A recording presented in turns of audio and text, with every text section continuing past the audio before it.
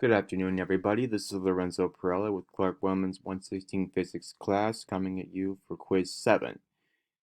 Today we'll be looking over thin lenses, understanding object object images, and image distances. Object distances and image distances with the lens both diverging and converging. In this, we're going over number 1, all 4 parts, and this is the image that we'll be working with here. First, we need to find the image height. The image height can be deduced by taking the initial height times the lateral magnification, which is m. Though in order to find that value of m, we first have to deduce both the object distance and the image distance. To do so, we use the thin lens equation, which is 1 over s plus 1 over s prime is 1 over f. F being the focal length, s being the object distance, and s prime being the image distance. And we can see that we saw in the picture that the distance between the object and the image, drawn right here, is 35 centimeters. And since the distance between the lens and the image, 15 centimeters, we do know the image distance. Therefore, 35 minus 15 is 20, making that the object distance 20 centimeters. So 1 over 20 plus 1 over 15 equals 1 over f, which is 0.1166 centimeters. The inverse of that is the focal length, which is 8.57 centimeters. Anyway, now that we have both the object distance and the image distance, we can use this formula here, which states that the magnification is equal to the image height divided by the object height, which that equals negative image distance divided by the object distance, which is negative 15 divided by 20, which is negative 0.75.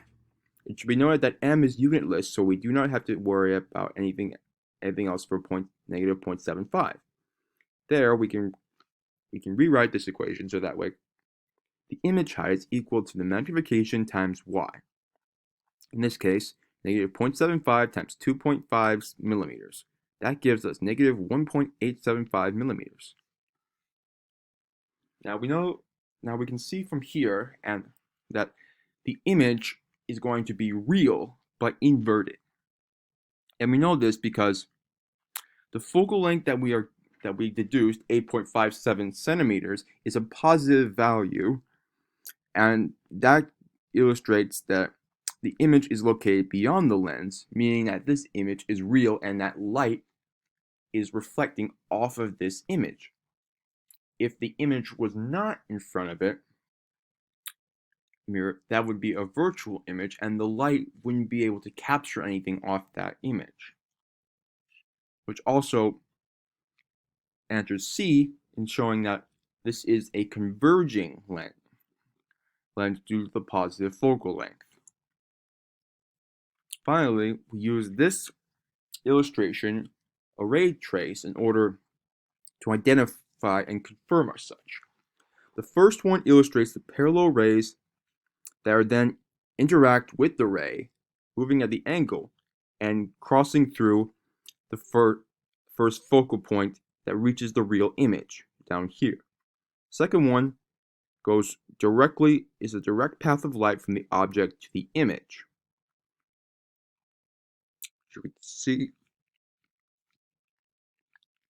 was done all quite to scale, illustrating that 2 tick marks on the centimeter side of the ruler was 1 centimeter, and we illustrated 1 centimeter as 1 millimeter. And finally, number 3 is the point of curvature, which is the second focal point to the left of the lens, and then is bent by the lens to then intersect parallelly with the image height.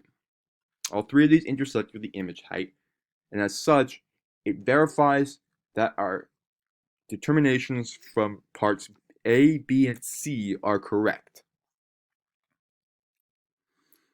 Now, if this mirror was, no, sorry, not mirror. If this lens was diverging, then we would have a virtual image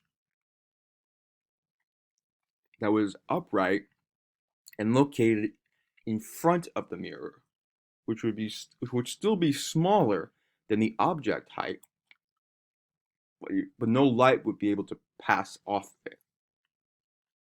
Thank you for tuning in. This has been Lorenzo Perella for Physics 116 Clark Wellman's class. Have a wonderful evening.